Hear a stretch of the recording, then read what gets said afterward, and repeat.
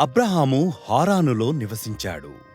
అబ్రహామా అని దేవుడు పిలిచి, నీవు హారానును విడిచి వేరే ప్రదేశానికి వెళ్ళు అని చెప్పాడు.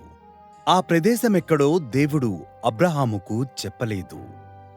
నన్ను నమ్ము అని దేవుడు అన్నాడు. ఇలా చెయ్యి, నీ సంతానం గొప్ప దేశముగా మారుతుంది అని దేవుడన్నాడు. ఎలా? అని అబ్రహాము అన్నాడు. తన భార్య అయిన శారా పిల్లల్ని కనలేనంత వృద్ధురాలు.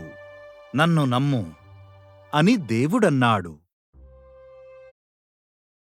నేను చెప్పు దేశమునకు వెళ్ళుము.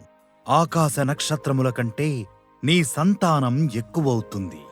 వారు ప్రపంచము మొత్తాన్ని ఆశీర్వదిస్తారు. నన్ను నమ్ము అని దేవుడన్నాడు. కాబట్టి అబ్రహాము దేవుని నమ్మాడు.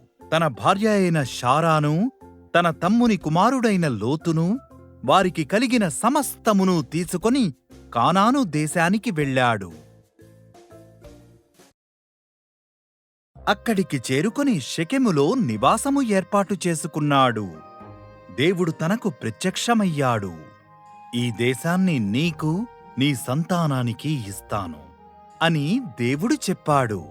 అబ్రహాము అక్కడే దేవునికి ఒక బలిపీఠం కట్టాడు. దేవుడు వాగ్దానము చేసిన దేశములో అబ్రహాము ప్రయాణించాడు. తాను దేవునిని నమ్మినందుకు ఆనందించాడు.